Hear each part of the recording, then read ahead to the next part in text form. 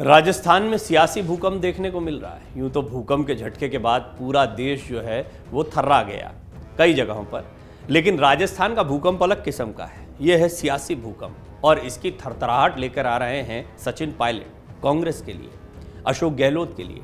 राजस्थान कांग्रेस में थोड़ी सी शांति के बाद एक बार फिर से सियासी बयानबाजी का दौर शुरू हो गया है। सचिन पायलट और अशोक गहलोत के बीच तकरार तो जारी है ही। सचिन पायलट ने एक बार फिर से उठाया है राजस्थान में 25 सितंबर को हुए घटनाक्रम का मुद्दा।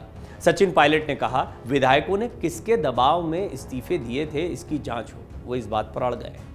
राजस्थान के पूर्व उप मुख्यमंत्री सचिन पायलट ने एक बार फिर 25 सितंबर को गहलोत खेमे के विधायकों के इस्तीफे देने और विधायक दल की बैठक के बहिष्कार करने के जिम्मेदार नेताओं के खिलाफ कार्रवाई नहीं होने पर सवाल खड़े किए हैं। दिल्ली में एक टीवी चैनल को दिए इंटरव्यू में सचिन पायलट ने राजस्थान की अंदरूनी उठापटक को लेकर अशोक गहलोत का नाम लिए बिना खूब वार किए। इसके साथ ही सचिन पायलट ने एक बार फिर साफ कर दिया कि वो गहलोत समर्थकों पर कार्रवाई न होने के मुद्दे पर शांत बैठने वाले नहीं हैं। अब जान लीजिए 25 सितंबर 2022 को हुआ क्या था। कांग्रेस के 80 से ज्यादा गहलोत समर्थक विधायकों ने इस्तीफे दे दिए थे। इन इस्तीफों को स्पीकर डॉक्टर सीपी जोशी ने यह कहते हुए अस्वीकार बाद में किया कि इस्तीफे स्वेच्छा से नहीं दिए गए। सवाल खड़ा हो रहा है, स्वेच्छा से नहीं तो किसके दबाव में दिए गए। इस मामले पर अब एक बार फिर से सचिन पायलट ने कहा कि पार्टी को इस मामले की जांच करानी चाहिए कि आखिर किसके दबाव में इस्तीफे दिए गए थे। विधायकों को कोई प्रलोभन तो नहीं दिया गया था। पायलट ने कहा कि उन दिनों पार्टी की अनुशासन समिति ने प्रदेश के 3 नेताओं शांति धारीवाल, महेश जोशी और धर्मेंद्र राठौड़ को नोटिस जारी किए थे। 6 महीने होने वाले हैं, अभी तक ये मामला अधर में लटका हुआ है। इतने महीनों बाद भी न तो हाँ हुई है और ना ही ना। पार्टी में सैद्धांतिक रूप से बेस्ट क्या है, हमें इस पर ध्यान देना चाहिए।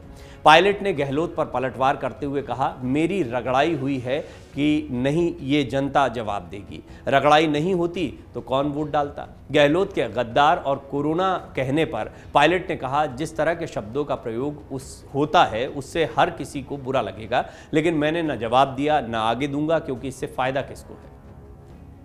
पायलट ने कहा कि मेरे संस्कार ऐसे नहीं हैं कि मैं ऐसे शब्दों का इस्तेमाल करूं। जब किसी के लिए ऐसे शब्द इस्तेमाल किए जाते हैं तो किसे बुरा नहीं लगेगा। आप विरोध कर सकते हैं, असहमत हो सकते हैं, राजनीतिक चुनौती दे सकते हैं, लेकिन ऐसे शब्दों का इस्तेमाल नहीं होना चाहिए। पायलट ने कहा कि ऐसे बयान देकर हम नौजवानों को क्या संस्कार दे रहे हैं। उन्होंने कहा कि अगर किसी को आप पसंद नहीं करते हैं तो कई तरीके होते हैं नापसंद करने के, लेकिन ऐसे शब्दों का इस्तेमाल नहीं करना चाहिए, क्योंकि मुंह से निकले हुए शब्द वापस नहीं लिए जा सकते। सचिन पायलट ने कहा, विधायक दल की बैठक क्यों नहीं हो पाई, लीडरशिप इस पर विचार करे। राजस्थान में खुद के सीएम बनने के सवाल पर पायलट ने कहा, कौन कब किस पद पर बैठेगा ये हम जिस पार्टी में हैं वो पार्टी का निर्णय है। ये बात सही है कि पिछले साल सोनिया गांधी ने विधायक दल की बैठक करने के लिए पर्यवेक्षक जयपुर भेजे थे। दुर्भाग्य से बैठक हो नहीं पाई। क्या कारण है कि वो बैठक नहीं हुई, उस पर मैं नहीं जाना चाहता। आज इतने महीनों के बाद वो विधायकों की बैठक नहीं हो पा रही है। मुझे लगता है कि कांग्रेस अध्यक्ष और लीडरशिप को इस बात पर ध्यान देना चाहिए। इंटरव्यू के दौरान पायलट ने मुख्यमंत्री अशोक गहलोत के जादूगर वाले बयान पर तंज कसा। पायलट ने कहा कि जादूगर तो केवल नीली छतरी वाला है, बाकी तो हाथ की सफाई है। पायलट कहते हैं कि जादू कुछ नहीं होता, ये सब भ्रम है। आपको बता दें, हाल ही में मीडिया से बात करते हुए सीएम गहलोत ने कहा था कि उनका जादू चल रहा है, तभी तो वो यहाँ तक पहुंचे हैं। 3 बार मुख्यमंत्री, 3 बार केंद्रीय मंत्री बने हैं। गहलोत ने कहा कि सबको अपना काम करते जाना चाहिए, बाकी किसको क्या बनना है ये सब फिक्स है। पायलट ने कहा, बीजेपी को केवल कांग्रेस ही हरा सकती है। पायलट का ये पूरा मानना है कि पूरा देश जानता है कि भाजपा को अगर कोई चुनौती दे सकता है तो वो कांग्रेस पार्टी है। हम सरकार में हैं या नहीं हैं ये अलग बात है, लेकिन चुनौती केवल कांग्रेस दे सकती है। जब हम राज्यों में मजबूत होंगे तभी लोकसभा में जीत हो पाएगी।